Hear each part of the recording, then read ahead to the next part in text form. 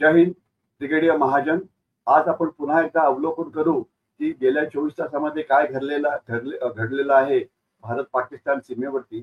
Operation सिंदूर झालं. आपण पाकिस्तानचे दहशतवादी जे तळ होते ते तळ उद्ध्वस्त केले आणि त्याच्यानंतर पाकिस्तानने पुन्हा भारतावरती हल्ला करण्याचा प्रयत्न केला. पाकिस्तानची जी फायटर एअरक्राफ्ट असतात त्यांचे हल्ला करण्याची हिंमत नाही, म्हणून ते जे हल्ला करतात तो ड्रोनच्या मदतीने किंवा शॉर्ट रेंज मिसाईलच्या मदतीने ते हल्ला करतात. आणि हल्ला करण्याकरता जी आपली विमानतळं पाकिस्तानच्या हवाई अड्ड्याच्या जवळ आहे त्याच्यावरती हल्ला केला जातो. जसं आपलं काश्मीरमध्ये हवाई अड्डे आहेत, अवंतीपूर आहे आणि जम्मू आहे. पंजाबमध्ये 5-6 मोठे आपले हवाई अड्डे आहेत. मग नंतर राजस्थानमध्ये आहेत आणि इव्हन गुजरातमध्ये भुज आणि असे अड्डे आहेत. तर त्याच्यावरती पाकिस्ताननी मिसाईल्स आणि ड्रोनच्या मदतीने हल्ला करण्याचा प्रयत्न केला. परंतु जी आपली इंटिग्रेटेड एअर डिफेन्स सिस्टीम आहे S-400 ची, याच्यामध्ये काय असतं, याच्यामध्ये रडार्स असतात, याच्यामध्ये आपले ड्रोन पण आकाशात उडून बघतात की आपल्यासमोर काय येत आहे. हे पण सॅटेलाइटच्या मदतीने त्याच्यावर लक्ष ठेवलं जातं. म्हणजे वेगवेगळ्या आपल्या सर्व्हेलन्स प्रणाली ज्या असतात त्या सगळ्या त्यांच्यातली मिळणारी माहिती ही एकत्रित केली जाते.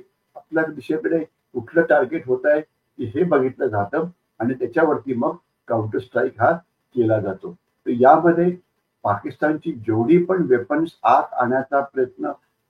येण्याचा प्रयत्न करत होती ती सगळी बर्बाद झालेली आहे. त्याच्याविषयी काही कोणाच्या मला शंका नको. आणि आपली कुठलंही विमानतळ याच्यावरती कुठलंही डॅमेज झालेलं नाही. याच्यानंतर भारताने पुन्हा एकदा प्रतिहल्ला केलेला आहे आणि पाकिस्तानची जी खास मोठी विमानतळं आहेत ती म्हणजे लाहोर आहे, रावळपिंडी आहे. तर या हल्ल्यामध्ये त्यांची जी एक अँटी एअरक्राफ्ट डिफेन्स सिस्टीम आहे ती बर्बाद करण्यात आलेली आहे. तर म्हणजे असं म्हटलं जातं की पाकिस्तानची जी अँटी एअरक्राफ्ट डिफेन्स सिस्टीम आहे ही चीनी बनावटीची आहे. आणि असं पण म्हटलं जातं की चीनी शस्त्र म्हणजे त्यांची ती फायटर एअरक्राफ्ट असो की गन्स असो की रडार्स असो, यांचं कधी युद्धामध्ये यांनी आपली सिद्धता कधी दाखवलेली नाहीये. आणि सध्या घडणाऱ्या घटनांमुळे हे साफ होत आहे की चीनी अँटी एअरक्राफ्ट सिस्टीम पाकिस्तानचं रक्षण करू शकलं नाही आणि ही सिस्टीम आता बर्बाद करण्यात आलेली आहे. त्याच्यामुळे पाकिस्तानचं नुकसान जे आहे एअरक्राफ्ट अँटी एअरक्राफ्ट डिफेन्स सिस्टीमचं हे खूप झालं आहे. परंतु पाकिस्तान आता मोठ्या प्रमाणामध्ये तोफांचे हल्ले करतो आहे.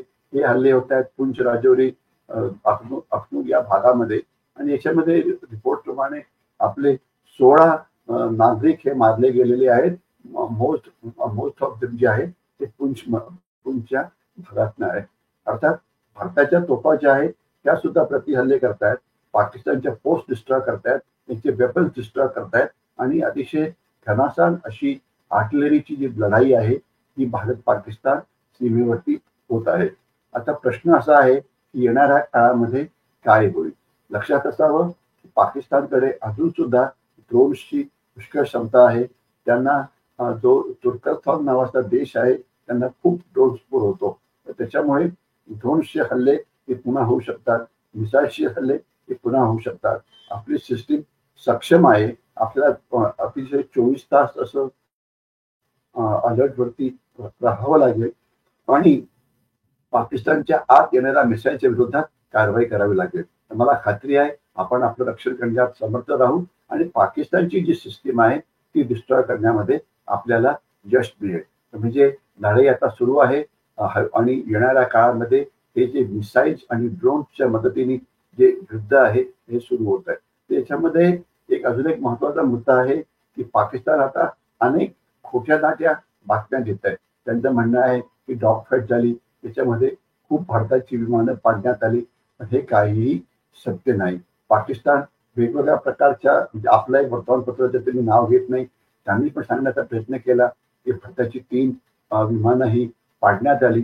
तर त्यांच्या विरुद्ध आपण आता एक गुन्हा जो आहे तो दाखल केलेला आहे. आणि पाकिस्तानचं स्टॉक मार्केट हे कोसळतं आहे आणि भारताचं स्टॉक मार्केट हे उलट वरती जात आहे. म्हणजे आता या लंब्या चालणाऱ्या लढाईमध्ये भारताचं पाऊल पुष्कळ पुढे आहे आणि भारताची क्षमता लढाई करण्याची पुष्कळ जास्त आहे. आणि त्याच्यापेक्षा पाकिस्तानला मात्र त्यांच्या अर्थव्यवस्थेला खूपच त्रास होणार आहे. परंतु लढाई चालू राहील. बघूया येणाऱ्या काळामध्ये काय होतं. जय